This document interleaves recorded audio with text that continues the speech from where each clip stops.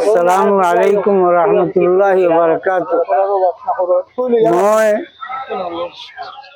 আহিছিলোঁ আল্লাহৰ বিশেষ অনুকম্পাত আলহাজ শেখ মৌলানা মুফতি মোহাম্মদ আলী সাহেব ৰহমতুল্লাহ আলাইহি। তেওঁৰ আছিল শেখুল আজিজ জামিয়া অসম দাৰুল হাদিছ জয়নগৰ মাদ্ৰাছা আৰু হোজাই জিলা জমিয়ত উলামাৰ সভাপতি আছিল। মই সৰু কালৰ পৰা তেওঁক চিনি পাওঁ। তেতিয়া কৰজনী মাদ্ৰাছাৰ শিক্ষক আছিল, তেতিয়াৰ পৰা মই চিনি পাওঁ। আৰু 52 বছৰ দাৰুল হাদিছ জয়নগৰত তেওঁ শিক্ষা প্ৰদান কৰিছে। অগণিত উলামা ইকৰামৰ ৰাহবৰ পথ প্ৰদৰ্শক তেওঁ আছিল।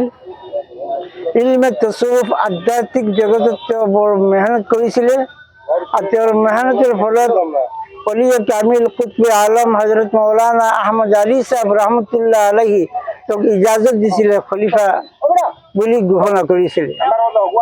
আৰু তেওঁৰ ওচৰত বহুত মানুহ মৰি গৈছে আৰু তেওঁৰ খলিফা বহুত আছে। আজি ইয়াত জনজাত জনসমুদ্ৰ হৈছে। জনসমুদ্ৰ ক'লে ভুল নহ'ব।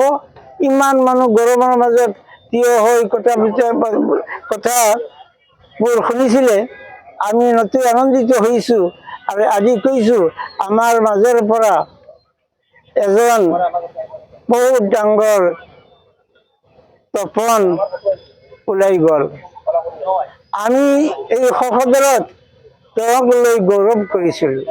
মহান ৰব্বুল আলামিনে তেওঁক জান্নাতুল ফিৰদৌছৰ নিয়ামত দি মালামাল কৰক। দাৰুল হাদিছ জয়নগৰ মাদ্ৰাছাক আল্লাহ তাআলা উন্নতি দান কৰক। তেওঁৰ ল'ৰা ছোৱালী, বিবি আৰু পৰিয়ালৰ সকলোক সবৰে জমিৰৰ তৌফিক দান কৰক। ইমানখিনি কৈ মোৰ বক্তব্য শেষ কৰিলোঁ।